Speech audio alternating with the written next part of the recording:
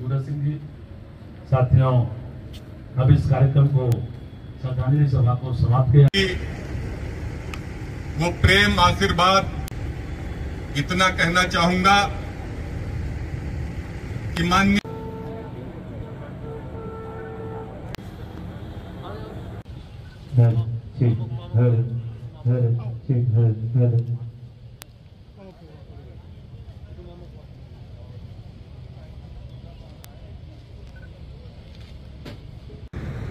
पंचायत चुनाव की बूंदोही बजा दी। चूंकि कोरोना ने लगभग सबको छुआ, लेकिन मंत्री जी की तबीयत खराब हुई, ठीक हो गए, लेकिन चूंकि जज्बा समाजवादी था, जब 16-18 गोली लगी और ईश्वर ने उस बाकुरे की रक्षा की, तो उस एहसास को सोचकर, हालांकि अपनी बातों में इस बात का जिक्र जरूर करते थे, उस एहसास को सोचकर मंत्री जी इस बात को कहते थे कि कोरोना कर देख लेते हैं। लेकिन पार्टी समस्या में थी, पंचायत चुनाव चल रहा था, मना किया गया। खुलासा में भाषण देकर आए अपने पंचायत साथी के संदर्भ में, मना किया गया कि नहीं, मना किया गया कि मंत्री जी परिस्थितियां विपरीत हैं, आसपास के लोग हमको आपको छोड़ के जा रहे हैं, आपकी आदत अकेले रहने की रहेगी नहीं, आप गोंडा में रहोगे तो आप लोगों के बीच में घिरे रहोगे। लेकिन जब हम लोग ये बात कहते थे, परिवार के लोग ये बात कहते थे, तो आपका एक ही उत्तर होता था कि नहीं, आज हमारी भूमिका, हमारी जरूरत, हमारी आवश्यकता पार्टी को है। दवा खा लेंगे, ठीक हो जाएगा, लेकिन चुनाव फिर नहीं आएगा। जो अपने साथी, जो हमारे सुख दुख में साथ खड़ा रहते हैं, जो हमको विनोद कुमार सिंह से कैबिनेट मंत्री पंडित सिंह बनाने में जो साथी सहयोग किए हैं, आज उनके चुनाव का वक्त है। चाहे वो ग्राम प्रधान के चुनाव लड़ रहे साथी हों, क्षेत्र पंचायत के साथी हों, जिला पंचायत के साथी हों। इसलिए ऐसे मौके पर हम अगर घर में बैठ जाएंगे, हम अगर लखनऊ बैठ जाएंगे,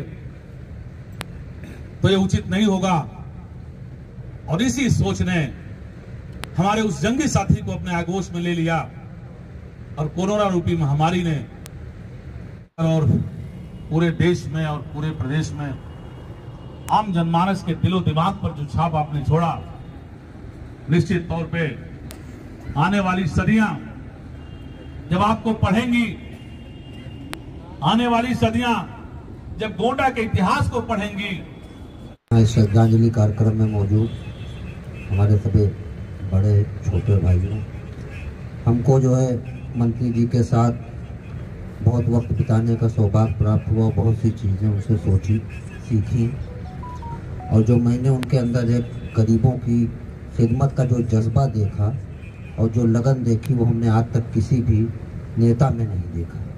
मैं एकदम दावे के साथ कह सकता हूँ, तमाम उनसे जुड़ी यादें हैं।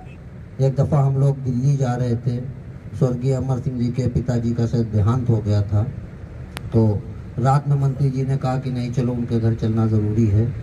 तो हम लोग उनके साथ एक वैशाली ट्रेन से जा रहे थे दिल्ली, और गढ़मुक्तेश्वर में सुबह सुबह जब हमारी आँख खुली तो देखे मंत्री जी एकदम लगभग कुर्ते पैजामे में एकदम जर्क खड़े थे। तो हमने कहा कि आप कहीं उतर गए थे क्या, स्टेशन पे नहा लिए? कहीं नहीं, ये AC फर्स्ट का बाथरूम जो है बहुत अच्छा है और इसी में नहा लिया। वहाँ स्टेशन पे हमने गाड़ी बुला लिया है, चूँकि टाइम की बचत हो जाएगी, इसलिए अगर वहाँ उतर के चलते, वहाँ कमरे पे नहाते तो घंटा 2 घंटे का समय और बीतता। यही तैयार, तुम भी जाओ नहा लो, और स्टेशन पे गाड़ी बुला लिया, यहीं से डायरेक्ट चलेंगे, टाइम की बचत हो जाएगी। शाम को फिर लौट के इसी ट्रेन से हमको सुबह गोंडा हम लोगों को पहुँच जाना है, वहाँ रुकना नहीं है। हम बहुत साथ में रहते थे, लेकिन कभी हम आज तक ये नहीं जान पाए कि मंत्री जी सोते किस टाइम है। आप रात में 2 बजे फ़ोन करिए, 3 बजे फ़ोन करिए, कभी भी ऐसा नहीं हुआ कि उनका फ़ोन नहीं उठा।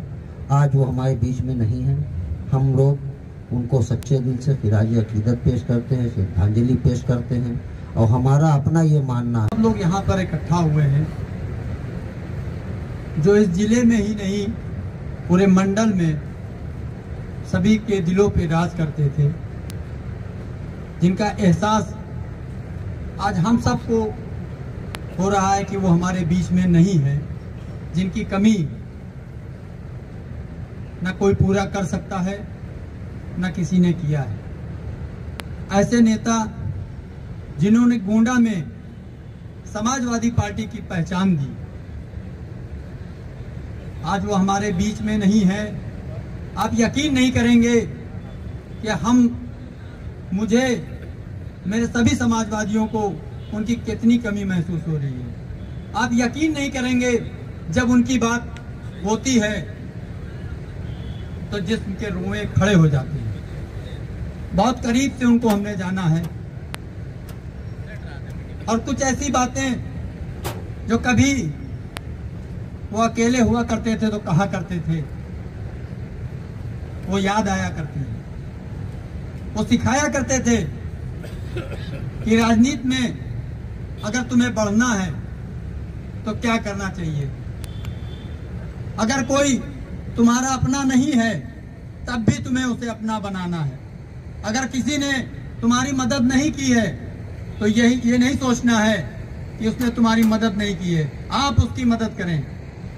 तो कल यहाँ प्रोग्राम में शामिल हुए। ये प्रोग्राम खुशी का लम्हा नहीं है, इसलिए बहुत ज़्यादा बातें करनी या बहुत ज़्यादा कोई लेक्चर देने की भी ज़रूरत नहीं है। ये गम का माहौल है। माननीय मंत्री जी हमारे बीच नहीं है। मैं ये कहना चाहती हूँ कि मैं उनके साथ बहुत ज़्यादा नहीं रही, बहुत ज़्यादा कोई वक्त भी नहीं गुजारा। मेरे वालिद मोहतरम उनके साथ रहते थे, उन्हीं के ज़रिए बहुत सी बातें मैं सुनती थी और अक्सर वो घर आते थे ईद बकरीद